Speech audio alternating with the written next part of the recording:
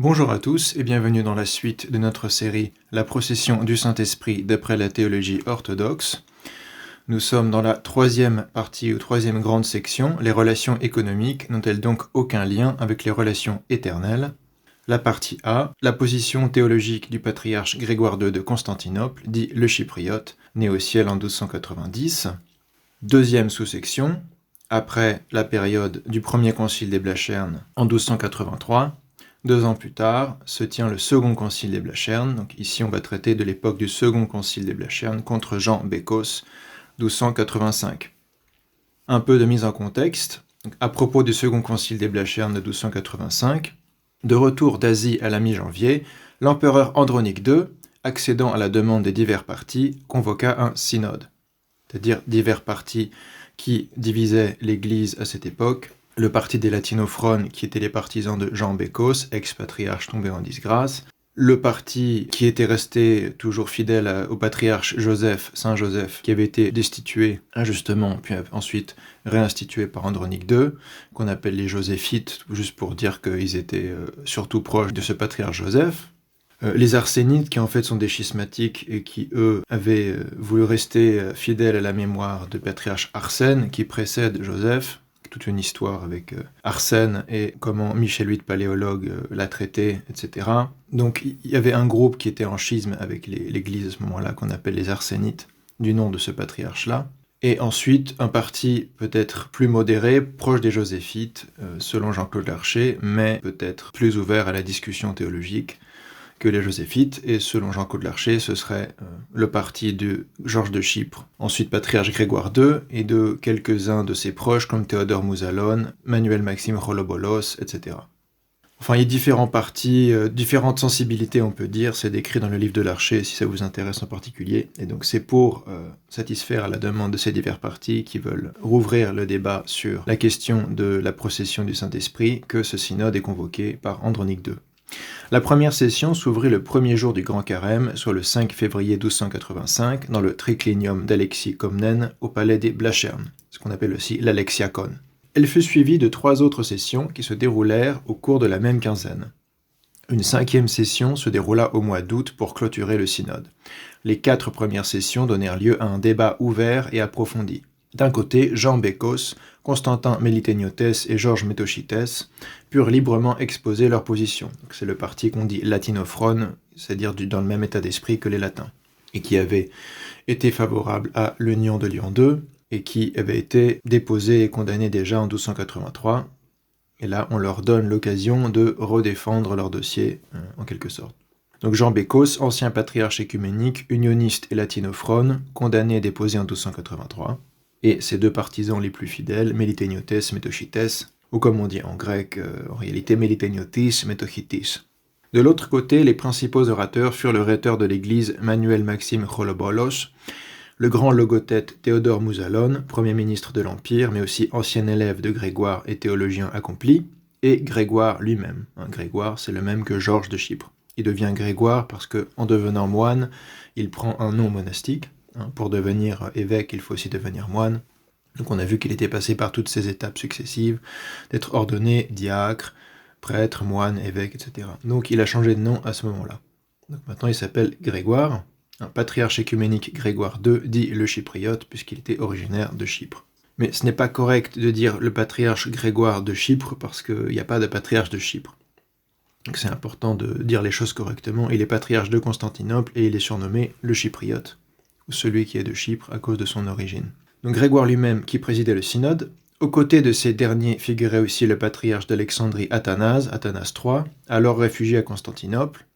Un autre Athanase le futur patriarche et successeur de Grégoire, qui sera appelé Saint Athanase Ier, patriarche de Constantinople, patriarche écuménique Saint Athanase Ier, et Georges Moshampar ou Moshabar, selon comment on interprète le MP, ça peut être Moshambar ou Moshabar, souvent c'est écrit Moshabar, cartophylax du patriarcat de Constantinople, donc ça c'est des titres ecclésiastiques reliés à l'église de Sainte-Sophie et à l'organisation impériale à Constantinople. Un cartophylax, c'est un rôle d'archiviste en quelque sorte, le gardien des documents, Pour le grand logothète, c'est pareil, mais c'est un rôle plus politique, évidemment, le grand logothète. Donc il y a différentes personnalités qui sont des théologiens, mais qui ont aussi différents postes dans l'Empire, qui sont plus ou moins ecclésiastiques ou plus ou moins séculiers, mais qui sont en quelque sorte les figures influentes et importantes de ce concile. Les actes du synode ayant été perdus, nous ne connaissons la teneur des discussions que par ce qu'en ont relaté Georges Pachyméris, Georges Metochitis, Constantin Meliteniotis et Nicéphore Grégoras, qui ont surtout rendu compte de la première session, la plus longue, et aussi par le contenu du tomos. Le tomos, c'est-à-dire la définition de foi, le texte dogmatique qui a été composé et ratifié à la fin du concile. Bécos et ses deux compagnons exposèrent leurs arguments en faveur de ce qui constituait le nœud de leur position théologique, l'assimilation de l'expression viatoiou, par le Fils, ou par l'intermédiaire du Fils, utilisée par certains pères grecs, au filioque latin. Ça, c'est une mise en situation dans le livre de Jean-Claude Larcher, La vie et l'œuvre théologique de Georges/Grégoire II de Chypre.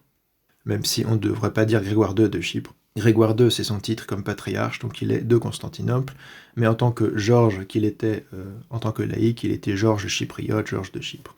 Voilà pour une petite mise en situation. Il y a beaucoup plus d'éléments qu'on pourrait invoquer, mais je laisse les curieux aller directement dans le livre de Jean-Claude Larcher. On a essayé d'être les plus concis ici pour éviter d'être trop long. Un autre passage de mise en situation pour le concile. Ils firent d'emblée porter le débat sur une formule de Jean Damascène affirmant que le Père est provolevs dialogu ephanthoriskou pneumatos. Saint Jean Damascène, exposé exact de la foi orthodoxe, livre 1, chapitre 23, c'est-à-dire projecteur par le verbe de l'esprit manifestateur. Ekphantorikou, on a déjà parlé un petit peu de ce type d'adjectif, ekphandikos, ekphandorikos, qui veut dire manifestateur, et qui explique l'usage du substantif ekphansis par Grégoire II, qui est un terme qui veut dire en gros révélation, c'est difficile à traduire exactement, il y a la racine phan, qui donne aussi phanerosis, phénin, ces verbes qui veut dire manifester, apparaître, etc. Et ek à partir de. Donc c'est cette formule qui est mise en avant notamment par Jean Bécos, et pour Jean Bécos, ça signifie que le verbe, le fils, le dialogo, qui est diatouio, indique qu'il y a une médiation du fils dans la causation du Saint-Esprit lui-même. Projecteur par le verbe de l'esprit manifestateur, parce que probolev, c'est le titre du Père en tant qu'il cause ou émet l'Esprit Saint. Donc le débat porte sur cette formule, considérant qu'elle confirmait leur position des latinophones, comme d'autres formules des pères grecs, notamment Grégoire de Nice. Petite note, notamment le passage de l'ad ablabium à ablabius, qu'on ne doit pas dire trois dieux, dont on a déjà parlé précédemment. Georges Mochabar fut tenté de nier l'authenticité du texte de Jean Damascène, mais il ne fut pas suivi par ses amis qui considérèrent que la solution ne résidait pas dans le rejet du texte, mais dans son interprétation correcte. Les deux parties ne parvenaient pas à s'entendre. Grégoire proposa une solution inédite dans la phrase « L'Esprit Saint procède du Père par le Fils », qui est une phrase assez rare en réalité chez les pères grecs. La première préposition « du » ek désigne la procession, c'est-à-dire la production à l'existence ou à l'être de l'esprit, tandis que la seconde, par, dia, désigne sa manifestation et son resplendissement éternel. Donc petite note pour la procession, c'est-à-dire en grec ekporevsis, ekporeuse, définie comme mode d'origination ou de subsistance, tropos hyparxeos, de l'Esprit Saint. Et concernant la manifestation ou le resplendissement éternel, c'est le grec aidios ekphansis. Donc c'est ekphansis qui va être déclaré dans ce texte aidios, éternel. Ce qui n'était pas le cas dans le texte de discours antirétique de 1283 qu'on a analysé précédemment. C'était pas nié, mais c'était pas affirmé non plus. Cette solution n'obtint cependant pas l'agrément de Jean Bécos et de ses amis, et l'on mit fin au synode sans qu'une entente eût été trouvée. Le temps qui sépara les 4 premières sessions de la dernière fut probablement octroyé pour laisser à Bécos et à ses amis le loisir de revoir leur position. Cette hypothèse, qui tient compte de la volonté sincère de l'empereur de résoudre définitivement le problème posé par l'opposition de Jean Bécos et les troubles qu'elle entraînait dans l'Église et dans l'Empire, paraît plus plausible que celle des commentateurs qui, sur la base d'un préjugé défavorable aux représentants de l'Église orthodoxe, affirment que la formule de Jean Damascène avait surpris et embarrassé ceux-ci, et que le concile tourna court pour cette raison. Cette formule avait en effet déjà été avancée par Jean Bécos avec celle de Grégoire de Nice dans les débats théologiques précédents, notamment lors du synode de janvier 1283. Donc en fait, il n'y a rien de bien nouveau qui est mis en avant par les latinophones en 1285. La plupart des arguments de base sont déjà connus avant cette époque, et Georges de Chypre, futur Grégoire II, y avait déjà répondu dans son discours antihérétique contre les opinions blasphématoires de Jean Bécos, qui est un traité assez long, en 71 sections. C'est un texte beaucoup plus long que le tome synodal de 285 ou que les textes qu'il écrira par la suite en défense du tome. Donc finalement, l'essentiel de la discussion l'essentiel des arguments et des positions était déjà scellé et mis en avant 285. Ce qui va changer, c'est qu'en 285, il y a cette notion de aïdios ekphansis, aux révélations éternelles, qui va être mise en avant par Grégoire II, qui est une nouvelle formule qui n'est pas incohérente avec sa position antécédente, mais qui ajoute un élément quand même qui n'était pas présent dans son long traité de 283, ou qui n'était pas explicité de cette manière. À propos du tome contre Jean Bécos, 285, c'est le tome synodal ou tomos, qui sera le résultat de ce second concile des Blachernes. La rédaction du tomos, tome de la foi contre Bécos, exercice tu tomo tis pisteos kata tu veku, n'eut lieu qu'après les débats et fut confié à Grégoire lui-même, après les 4 premières sessions. Après sa lecture publique en chaire de Sainte-Sophie, il fut approuvé par la majorité des évêques et des clercs présents. Donc en août 285, après la fin de la 5e session qui clôt le concile. Il condamnait en 11 sentences, 11 anathèmes, les positions dogmatiques de Jean Bécos et de ses partisans. On peut y constater qu'au-delà même des positions théologiques des unionistes, qui sont presque toutes envisagées, c'est la doctrine latine du filioque, telle qu'elle s'était notamment exprimée lors du concile de Lyon, en 1274, qui s'y trouvait visée et recevait de la part de l'Église orthodoxe une condamnation conciliaire et officielle. De fait, le concile de Lyon est lui-même mentionné dans le tomos. Donc, le tomos affirme clairement que l'Église orthodoxe, représentée ici par le patriarcat de Constantinople, qui était le seul à avoir de toute façon été concerné par cette union, puisque c'était une union purement politique de l'empereur byzantin avec Rome, et le seul patriarcat qui est encore dans l'empire byzantin, c'est Constantinople. Donc c'est la réponse de Constantinople au concile de Lyon II, en disant qu'il rejette Lyon II et en condamnant toutes les opinions du parti latinophone qui avait été favorable à cette union. Étaient condamnées en effet les affirmations que le Père est cause de l'Esprit par le Fils, et que l'Esprit reçoit aussi du Fils l'être et l'existence, anathème 3, sentence 3, les 11 sentences sont en fait aussi 11 anathèmes, on peut dire, 11 condamnations, que l'Esprit reçoit l'être par le Fils et du Fils, sentence 4, que la préposition par, zia, a en théologie la même force que la préposition de, ek, et lui est équivalente, sentence 5, que l'unique essence et l'unique divinité du Père et du Fils sont cause de l'existence du Saint-Esprit, sentence 6, que le Père et le Fils ont une action commune dans la production du Saint-Esprit, sans constituer pour autant 2 principes ou 2 causes, sentence 7, ça condamne clairement la définition de Lyon II, que le Père est dit cause de l'Esprit non en fonction de l'hypostase, mais par rapport à la nature ou à l'essence, ce qui signifie que le Fils est cause de l'Esprit en tant que connaturel au Père, sentence 8. Évidemment, ce sont des idées qui ne fonctionnent pas du tout et qui détruisent la Trinité, donc elles sont ici clairement condamnées par le synode des Blachernes.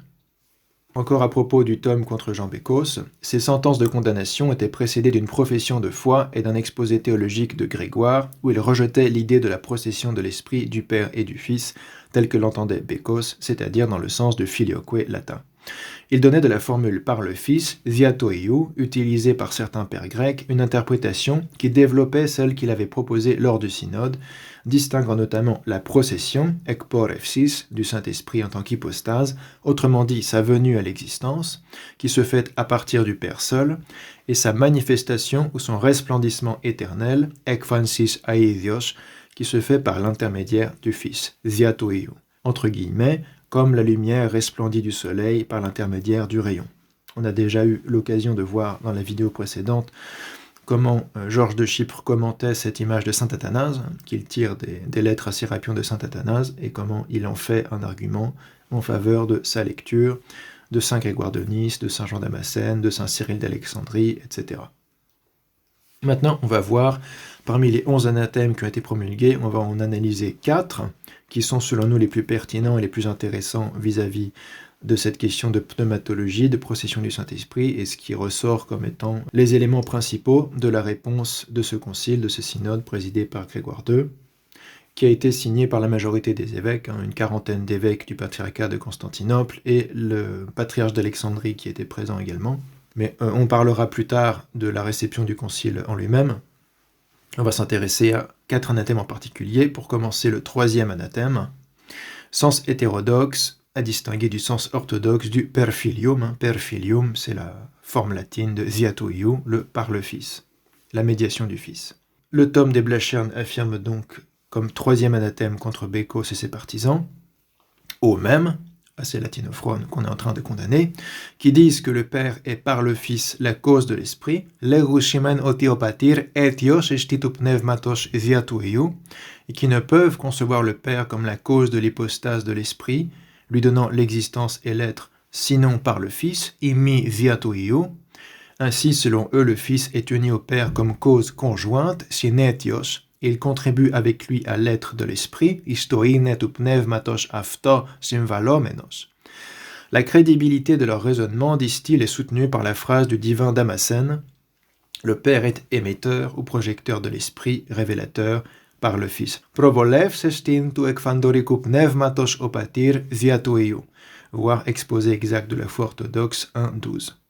Mais ces paroles, en aucune façon, ne peuvent signifier ce qu'ils pensent. Mais elles veulent clairement indiquer la manifestation, par le Fils, de l'Esprit qui tient son existence du Père. Volet etranos tin zio tu pneumatos paristanin phanerosin ek patros tin ieparxin echondos. Ici, phanerosis, la manifestation, par le Fils, de l'Esprit qui tient son existence du Père. Ek patros tin ieparxin echondos. Car le même Damascène n'enseignerait pas, précisément dans ce même chapitre, que la seule cause de la Trinité est Dieu le Père. Monon etion entitriasi ton seon que patera. Voire même exposé exact de la foi orthodoxe, livre 1, chapitre 12. Sans priver en même temps, par l'utilisation du mot seul, les 2 autres hypostases du principe causal. Affirito tinetian tas lipas hypostasis. Et il n'affirmerait pas encore ailleurs, ouvrez les guillemets, nous disons que l'Esprit est l'Esprit du Fils, mais nous ne disons pas qu'il est issu du Fils. Même texte de Saint Jean Damascène, livre 1, chapitre 8, passage très important où clairement Saint Jean Damascène rejette le filioque. Il dit que l'Esprit est appelé Esprit du Fils, mais pas parce qu'il est ektoiou, pas parce qu'il est issu du Fils, mais parce qu'il est manifesté par le Fils à la création, ce qui explique ce passage de Jean Damascène. Car il est impossible que ces idées s'accordent l'une à l'autre. À ceux qui n'ont pas accepté les paroles des pères dans la perspective qui était celle des pères, mi proston patrikon skopon tas patrikas dechomenis phonas, mais les perçoivent dans une perspective tout à fait proscrite par eux, c'est-à-dire en faisant du Fils une cause de l'Esprit Saint, nous appliquons la sentence et la condamnation formulées plus haut en les retranchant de la communauté des orthodoxes et en les bannissant de l'Église de Dieu et de son troupeau. Fermez les guillemets, voici le 3e anathème du tome de la foi contre Bécos. Donc ça s'oppose à l'interprétation de certaines phrases des pères grecs, ici notamment de Saint Jean Damascène, dans un sens filioquiste, alors que si on prend en compte l'ensemble de ce qu'expliquent ces pères de l'Église, l'ensemble des textes, on se rend compte que l'interprétation filioquiste n'est pas la bonne. Mais le par le Fils, même dans ces formules synthétiques où on dit que le Père est projecteur par le Fils de l'Esprit, le par le Fils n'a pas un sens causal, ça ne fait pas du Fils une etia ou un etios ou synetios, comme disent les latinophones, cause conjointe, synetios, jamais on trouve cette idée. Ça fait simplement du Fils un médiateur dans la manifestation de l'Esprit Saint. C'est ce qui est expliqué dans les passages que j'appelle analytiques, qui développent le point de vue de Saint Jean Damascène, de Saint Cyril, etc. À chaque fois qu'ils précisent leurs propos, ils ne disent jamais que le Fils est cause de l'Esprit Saint, mais qu'il manifeste, prodigue, envoie, etc. l'Esprit. 4e anathème maintenant sur le même thème, à l'encontre des mêmes qui affirment que le Paraclet, qui est issu du Père, a son existence par le Fils et du Fils, os viatueo que ectueo tini parxinechi, et qui de nouveau en propose comme preuve la phrase « Il existe par le Fils et du Fils, viatueo que ectueo iparchi », inspiré de certains passages de Saint Cyril d'Alexandrie probablement. Dans certains textes des Pères, cette phrase signifie le resplendissement et la manifestation du Saint-Esprit. Zilimen tinekisen aftu eklampsin ke phanerosin. Eklampsis, illumination, resplendissement. Phanerosis, manifestation. Car tous le reconnaissent, le Paraclet lui-même resplendit et est montré éternellement par le Fils. Διούγαρ ομολογουμένος αυτός αηδίος εκλάμπει και αναδείκνυται ο Παράκλητος. De la même façon que la lumière issue du soleil l'est par le rayon. Voir Saint Jean Damascène, exposé exact de la foi orthodoxe 1.8. Cela indique aussi la dispensation, le don et l'envoi de l'Esprit vers nous. Zilise και τινησιμάς χορηγίαν και δόσιν και αποστολήν. Mais en aucun cas cela ne signifie qu'il subsiste par le Fils ni du Fils. Υφίσταται δύο και εξio. Ni qu'il reçoit son être par lui et de lui. Και το είναι δι' αυτού και παρ' αυτού λαμβάνει. Car cela signifierait que l'Esprit a le Fils comme cause et comme principe. Είχεν αν όντως και αυτόν τον ιον αίτιον και αρχήν. Exactement comme il a le Père lui-même comme cause et comme principe, ce qu'affirmera le Concile de Florence 2 siècles plus tard. Pour ne pas dire qu'il a sa cause et son principe plus du Fils que du Père, car il est dit que ce dont l'existence est dérivée, on le croit également enrichir le principe et être la cause de l'être. À l'encontre de ceux-ci qui pensent et disent de telles choses, nous prononçons la résolution et le jugement enregistrés ci-dessus. Nous les retranchons de la communauté des orthodoxes et nous les bannissons de l'Église de Dieu et de son troupeau. Fermez les guillemets, 4e anathème du tome des Blachern. Ici, il a encore fait une distinction entre la causation du Saint-Esprit ou l'origine hypostatique, là d'où l'Esprit tient sa subsistance et son être, et sa manifestation et sa dispensation par le Fils. Mais ici, on voit déjà apparaître, peut-être pour la première fois clairement, cette idée qu'il y a une manifestation, un resplendissement éternel, puisque la phrase dit « Διούγαρ ομολογουμένος αυτός αηδίος εκλάμπει και αναδείκνυται ο Παράκλητος ». Aïzios sous forme d'adverbe, qui veut dire éternellement, donc traduit par le Paraclet lui-même resplendit et est montré éternellement par le Fils. Il y a déjà cette idée de révélation ou de manifestation éternelle qui est affirmée ici dans le 4e anathème. Mais c'est dans le 5e anathème, l'anathème suivant, que la notion est clairement mise en avant et précisée, ouvrez les guillemets, à l'encontre des mêmes qui disent que la préposition « dia » partout en théologie ça veut dire sur le plan qui n'est pas économique, le plan éternel, le plan de la Trinité en tant que tel, la Trinité en elle-même, ce terme-là de théologia. Donc que la préposition dia partout en théologie, sur le plan éternel, sur le plan de la Trinité en elle-même, est équivalente à la préposition ek, et qui en conséquence soutiennent qu'il n'y a pas de différence, miden diaferin, entre dire que l'Esprit procède par le Fils et de dire qu'il procède du Fils. D'où sans aucun doute le fait qu'ils attribuent à l'Esprit le fait d'avoir l'existence et l'essentiation à partir du Fils. Hyparxin to pneumati ek tueiou ke ousioshin nemusi. Et ils infèrent soit une double, soit une simple cause, et joignent le Fils au Père selon cette même explication de la cause, etia. L'une et l'autre étant au-delà de tout blasphème, car il n'y a pas d'autre hypostase dans la Trinité que celle du Père, dont l'existence et l'essentiation de ceux qui sont de même essence, c'est-à-dire le Fils et l'Esprit, soient issus. Selon l'opinion commune de l'Église et les saints susmentionnés, le Père est la racine et la source du Fils et de l'Esprit. Risa ke pigi io ke pneumatos opatir. Et le Père est la seule source de la divinité et la seule cause. Moni pigi tis theotitos opatir ke monos etios. Si donc il est dit aussi par quelques saints que l'Esprit procède par le Fils, ce que l'on veut signifier par l'expression par le Fils, c'est la révélation éternelle. Tinis aision ekfansin isio lexis endaphtha. Non purement et simplement la venue à l'être de l'Esprit qui tient du Père son existence parfaite. Ou tinis toine katharos simenin voulete proodon tutelian ek patros tin hyparxine chondos pneumatos. Petite note ici, contrairement à l'archet, nous restituons katharos, l'adverbe qui veut dire purement, et non katharan, au lieu de katharus, dans le texte grec du Thomos qui est dans la Patrologia Greca. Il y a katharus qui ne fait pas sens dans la phrase, et l'archet propose de... Il voit que c'est une faute de copie, il voit que c'est une coquille, il propose de remplacer par katharan, ce qui serait un adjectif pur qui irait ici avec hyparxin, son existence pure, mais si on lit Par ailleurs, le texte de l'Apologie de Grégoire II, qui est aussi dans la Patrologia Graeca 142-255a, dans cette Apologie, qui est un texte postérieur au Tomos, il cite lui-même le Tomos de 1285, il cite ce passage, et dans la citation de ce passage, on trouve non Katharus ni Katharan, mais Katharos. Donc c'est probablement cette version qui est la bonne, puisqu'elle se trouve elle-même citée dans un texte qui est de Grégoire II. Donc d'après la citation littérale du même passage qu'on trouve dans l'Apologie, cette dernière comprend aussi l'adjectif telian, important mais omis dans l'édition du tome. Donc probablement la phrase originale, c'est que c'est katharos purement, que l'esprit tient son existence, hyparxin, parfaite, telian, à partir du Père. D'où ma traduction ici.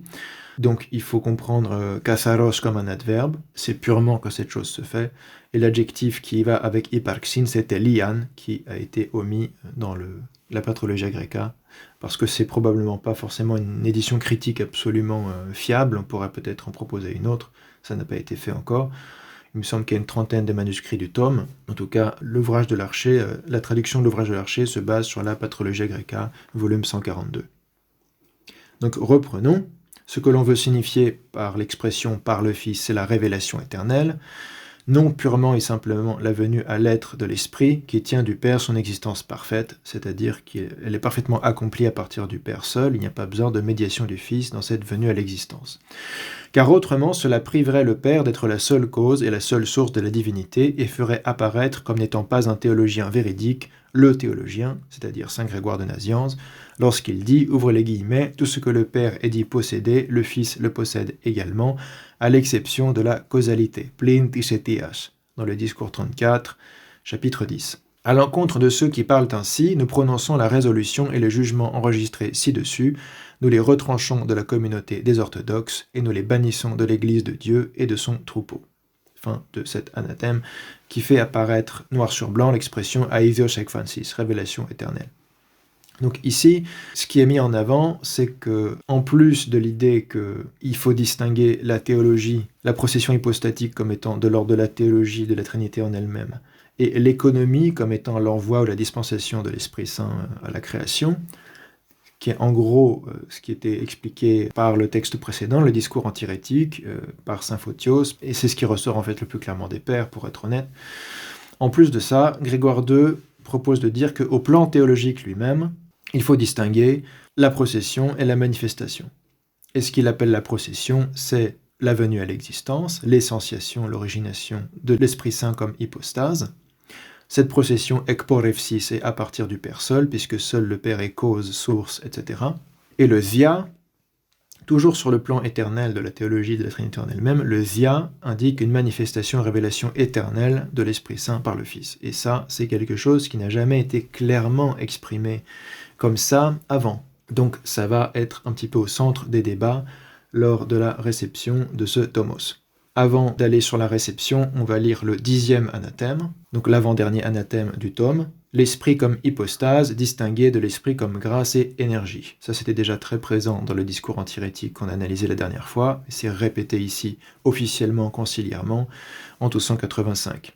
À l'encontre de ceux-là, qui de conclusions tirées de comparaisons et d'exemples incongrus veulent démontrer que le Fils participe en commun avec le Père à l'existence de l'Esprit, donc il est co-cause de son existence, car ce n'est pas parce que la Vierge est appelée source de vie que le Verbe monogène de Dieu aussi est nommé source de vie. Ça devait être un des arguments des latinophones ici, l'expression source de vie appliquée à la Vierge et au Fils de Dieu, sous-entendu, puisque le Fils de Dieu est issu de la Vierge, ça montre bien que cette expression indique l'origine de l'existence hypostatique, ou que sais-je.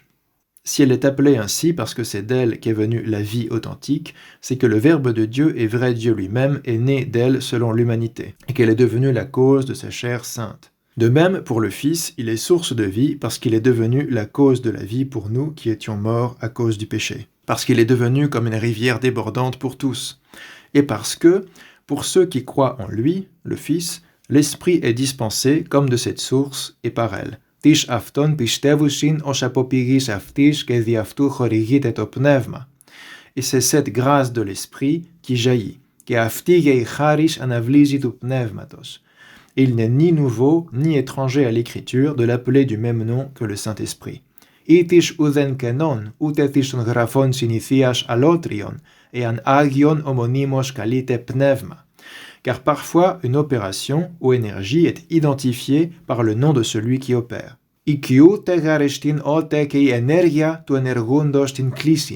De même que fréquemment, nous ne refusons pas d'appeler soleil l'éclat et la clarté du soleil. Os pervita que ilion polakis tin iliu avigin que lampizona legin okanenomesa. Donc c'est l'idée qui était déjà dans le discours antihérétique contre Bécos, de la métonymie essentiellement. S'ils disent homonymos, c'est-à-dire qu'on fait partager le même nom à l'opération et à l'opérateur, ou à l'action et à l'agent.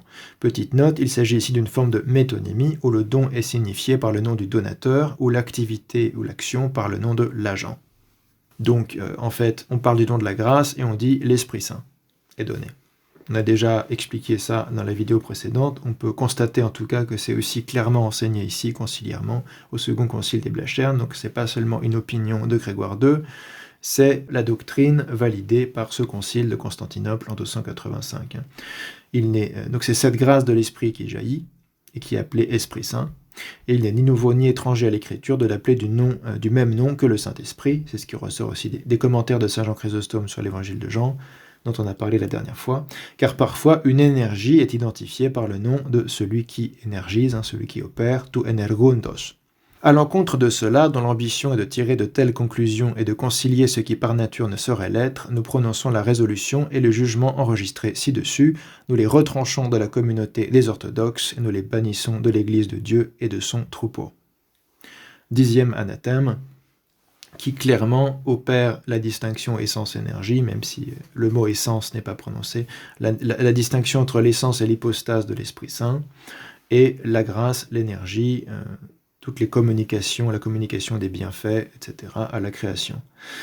Mais ce qui est à remarquer, en fait, c'est que d'une part, le Concile affirme cette idée de révélation et de manifestation éternelle, en la distinguant de la procession, en disant l'origine de l'Esprit Saint c'est une chose et sa manifestation par le Fils c'est une autre chose, et ça a une réalité même sur un plan non économique, sur un plan purement théologique.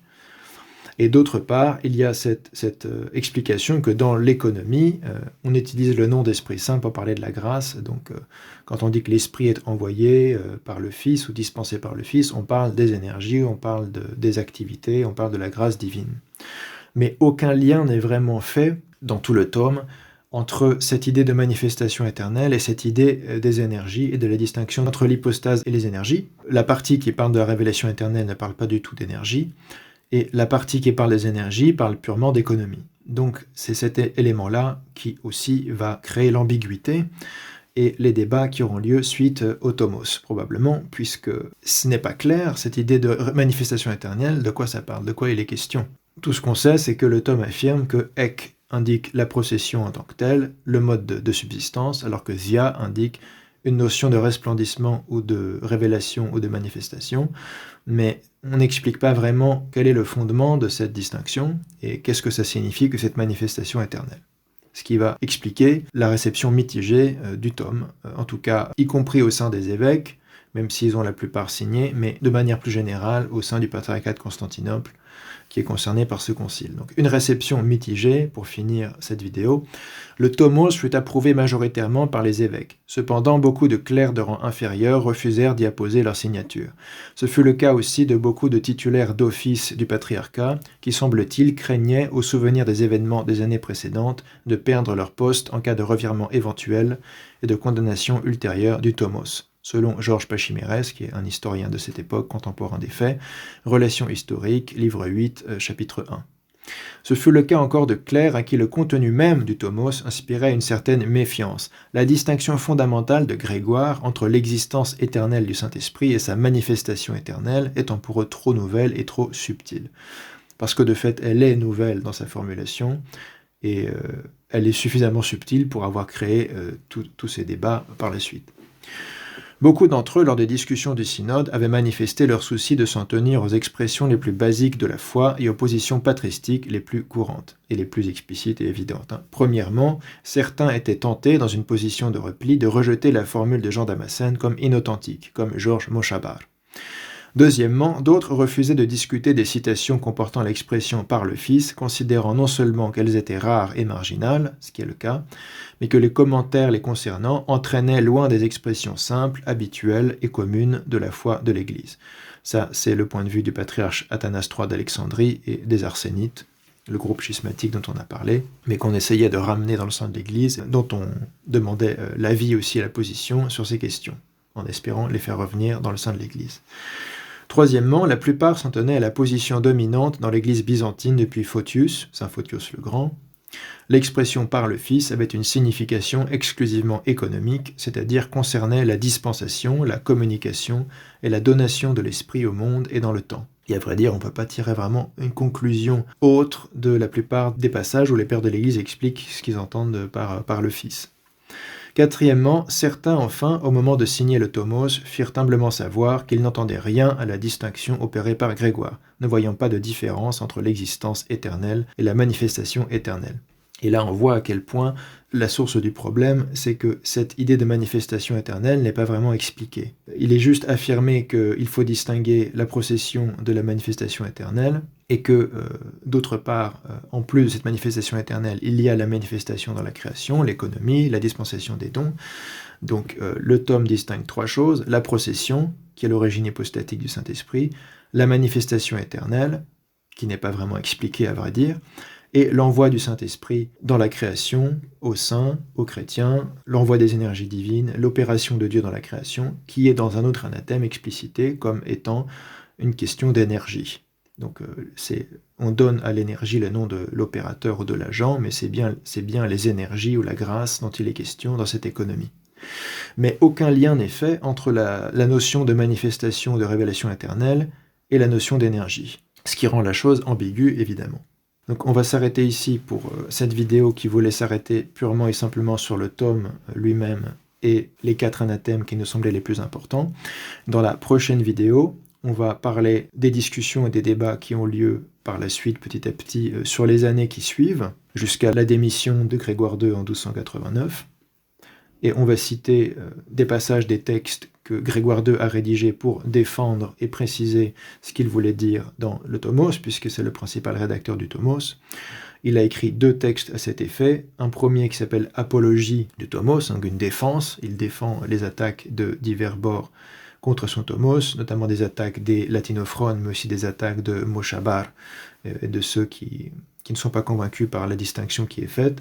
Et ensuite, il a écrit une confession de foi également, vis-à-vis d'une autre polémique qui a eu lieu, où il reprécise que pour lui, la procession, le mot ekporepsis signifie vraiment le mode de subsistance de l'Esprit Saint à partir du Père seul, et qu'il ne veut pas dire autre chose. Donc on va citer des passages de l'apologie et de la confession de foi, et on finira par des considérations générales sur la réception du Concile et de cette distinction entre la procession et la révélation, et de cette notion de révélation éternelle. Voilà, rendez-vous la prochaine fois pour terminer ce volet. Au nom du Père et du Fils et du Saint-Esprit. Amen. Kyrie eleison, Kyrie eleison,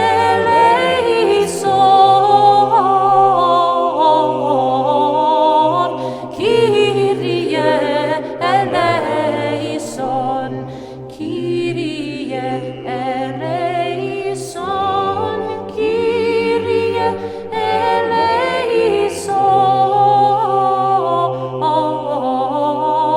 Kyrie eleison, Kyrie eleison. Kyrie eleison, Kyrie eleison, Kyrie eleison, Kyrie eleison, Kyrie eleison, Kyrie eleison, Kyrie eleison, Kyrie eleison, Kyrie eleison, Kyrie eleison. Kyrie eleison, Kyrie eleison, Kyrie eleison, Kyrie eleison, Kyrie eleison, Kyrie eleison, Kyrie eleison, Kyrie eleison, Kyrie eleison, Kyrie eleison. Kyrie eleison, Kyrie eleison, Kyrie eleison, Kyrie eleison, Kyrie eleison, Kyrie eleison, Kyrie eleison, Kyrie eleison, Kyrie eleison, Kyrie eleison, Kyrie eleison.